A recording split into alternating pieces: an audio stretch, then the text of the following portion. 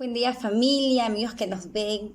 Estoy muy feliz de poder compartir con ustedes, ¿sí?, nuestros mensajes y seguimos con el Catecismo Menor. Y tenemos una pregunta sobre qué es el pecado, una pregunta que muchos de nosotros al venir a Cristo hemos entendido qué es el pecado. Entonces vamos a hablar de ello con textos bíblicos, con la palabra de Dios, que la palabra de Dios es siempre la que nos respalda. El pecado es no conformarse a la ley de Dios, en otras palabras, es desobedecerla. Sí, es desobedecerla. Entonces, para ello, vamos a ver qué dice la palabra de Dios y quiero que me puedas acompañar. Vamos a leer ahorita el texto de Levítico. Vamos a leer Levítico capítulo 5, versículo 17. Y la palabra de Dios dice así: Finalmente, si una persona pecare o hiciere alguna de todas aquellas cosas que por mandamiento de Jehová no se han de hacer, aún así, sin hacerlo a sabiendas, es culpable y llevará su pecado. ¿Sí? El pecado es desobedecer la ley de Dios, sea que la conozcas o no la conozcas. Por ejemplo, hay personas que dicen, ay, bueno, yo cometí esto, mire, yo hice tal cosa, pero yo no sabía que era pecado, ¿sí? Pero es considerado pecado. De la misma manera, a veces decimos, ay, bueno, yo no sé, creo que por ignorancia lo hice, pero es pecado, es considerado pecado. Entonces, también nos habla la Biblia en el libro de Santiago. Vamos a buscar Santiago. Santiago capítulo 4, versículo 17, y dice, y al que sabe hacer lo bueno y no lo hace, le es pecado. Una vez más te voy a leer esto, y dice, y al que sabe hacer lo bueno y no lo hace, le es pecado, ¿sí? Entonces, ¿qué más es pecado? Pecado es saber hacer lo bueno y no hacerlo, ¿sí?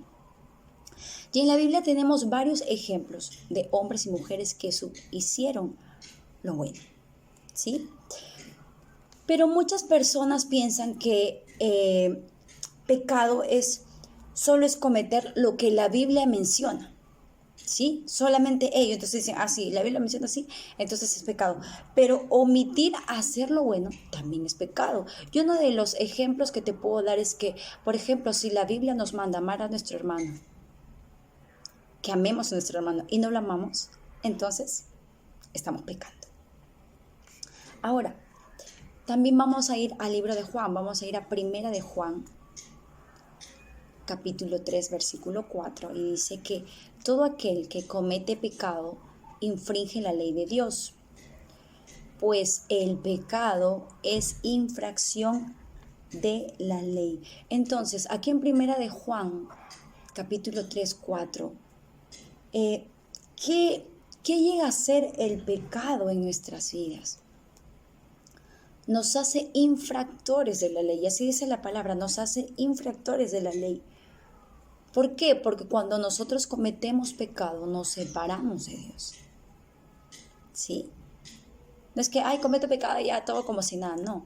Cuando nosotros cometemos pecado, nos separamos de Dios. Y nosotros debemos de tener mucho cuidado, debemos de ir a su palabra siempre. Recordemos que podemos estar pecando con nuestras actitudes. A veces lo tomamos por muy en poco, pero quizás podemos estar pecando con nuestras actitudes. Tenemos quizá pensamientos negativos en contra de nuestros hermanos. Estamos pensando mal de nuestros hermanos todo el tiempo. Estamos mirando mal. Estamos hablando mal. Quizás con nuestras actitudes de una manera indirecta, pero estamos pecando, ¿no?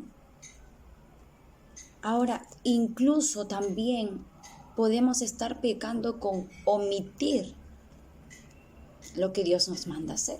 También, ¿sí? También.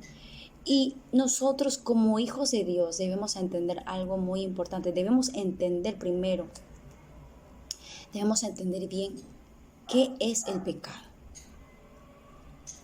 Si nosotros entendemos bien qué es el pecado, eso nos va a llevar a obedecer la palabra de Dios. ¿Para qué?